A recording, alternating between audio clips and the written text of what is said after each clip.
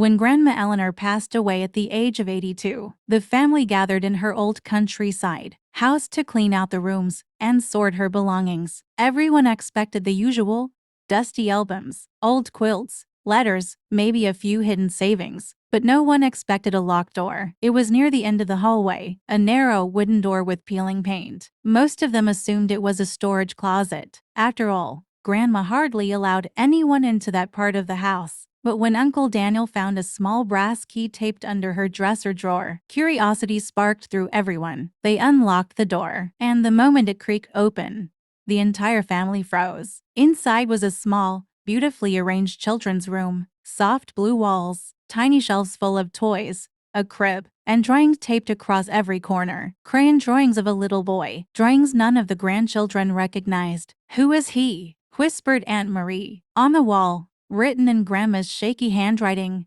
were the words, "My brave little star." The discovery: the room wasn't dusty. Someone had cleaned it recently. There were small clothes folded neatly in drawers, children's books stacked on the bedside table, and a diary placed on a rocking chair. The air smelled faintly of baby powder, as if a toddler had just been there weeks before Grandma died. But no one had seen a child visiting Grandma, not in years. When they opened the diary, the truth began to unravel. The diary of a secret. The first entry was dated almost 18 years ago. "Lily came home today with a baby she didn't want." Lily, Grandma's youngest daughter. Everyone remembered her. Rebellious, impulsive, always chasing trouble. She had vanished for several years and returned only briefly before disappearing again. In the next entry, Grandma wrote, "She tried to sell him, my own grandson. I couldn't let that happen." The family gasped. Some started crying. Some refused to believe it. But the diary continued, describing how Lily had attempted to give her child to strangers for money. Grandma intervened.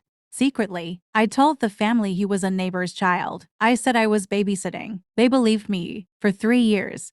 He was mine. For 3 silent, hidden years. Grandma cared for that little boy, fed him, bathed him, taught him his first words, celebrated his first birthday alone, stitched him tiny clothes from old fabric, and sang him lullabies in the rocking chair. He calls me Mama Ellie. I don't correct him. But one day, Lily returned. She took him forcefully. He cried so much, I thought my heart would break." After that, Grandma never saw her daughter again, nor the child, yet she kept his room ready, perfect, and touched, as if hoping he might walk back through the door one day. The hidden courage. The family sat in stunned silence. All these years, they had misunderstood her. They thought Grandma was strict, cold, overprotective, but the secret room showed another truth. She was a warrior who protected a child when no one else did. She had risked being judged, cut off, destroyed by her own family. Yet she chose to save him. She carried the weight alone, quietly, without burdening anyone. The final letter. Inside the diary was a small envelope addressed to the one who finds this. They opened it gently. Inside was a single line: "If he ever comes searching for me, tell him